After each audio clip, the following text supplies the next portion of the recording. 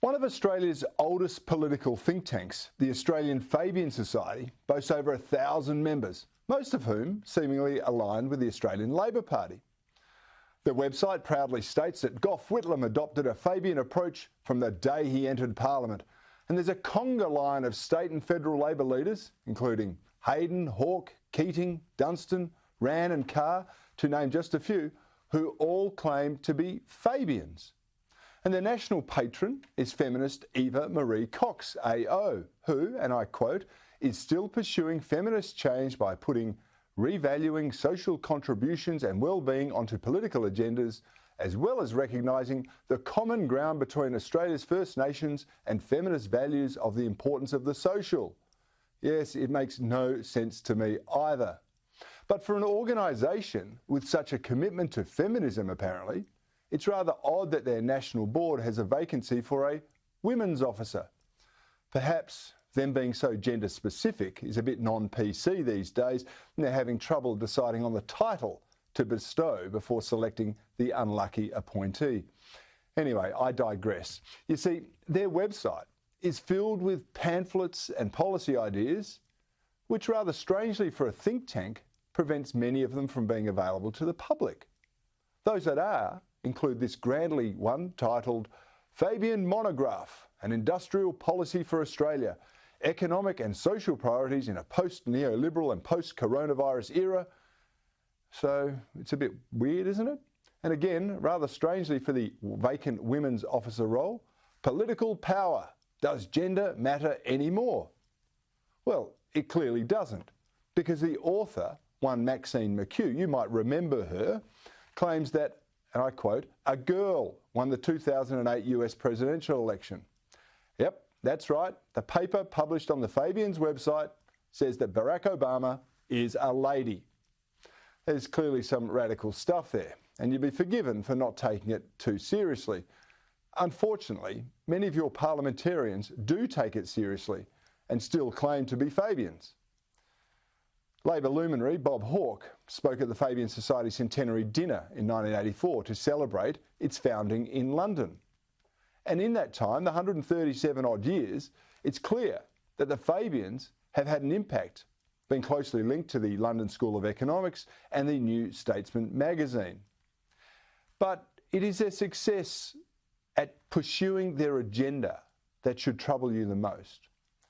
The Fabian Society's goal is to, and I quote, peaceably use the democratic framework of liberal democracies to achieve gradual conversion to socialism.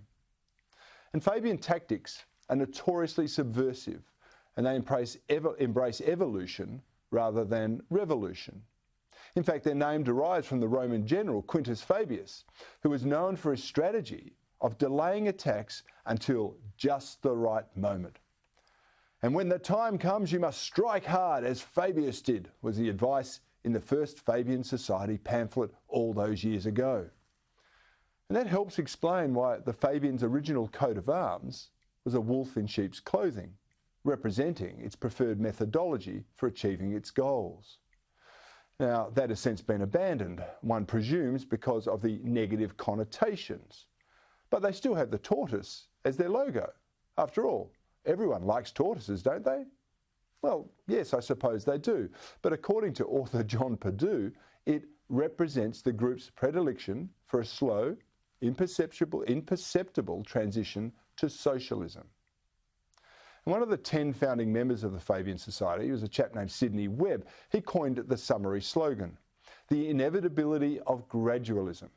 This is where, provided the people are kept occupied, and that means busy, debt enslaved and distracted, societal usurpation can proceed without the masses becoming aware until it is too late and irreversible. Just think about that for a moment and consider where we are today in terms of what they've said. Societal usurpation can proceed without the masses becoming aware until it is too late and irreversible. Today, the Fabian socialist agenda is in full mount and it is beating away at our institutions and our values. Government is bigger than ever. The world is enslaved by debt. Bureaucrats are deciding what's good for you, and your freedoms are being further curtailed every single day. Your thoughts and your speech are grounds for public censure if they don't meet with the narrative preferred by the elites. And the public purse, funded by a shrinking minority of taxpayers, supports an increasing number of dependents. It is classic socialism 101. Now, there are many that will have you think the Fabian Society is some moribund organisation with relatively few members and next to no influence. Some have even made the claim to me that it is an organ of the Labor moderates. Imagine that. These are meant to be the Labor moderates. But those claims only suggest the deceptive conduct of the Fabians is still in full swing. They are, after all, wolves in sheep's cloaks, just waiting for the moment to strike, and strike hard. Here in Australia, we can observe that socialist gradualism is already underway, and that's under a coalition government. Imagine the election of an Albanese-led government could provide the Fabians with a moment that they've been waiting for.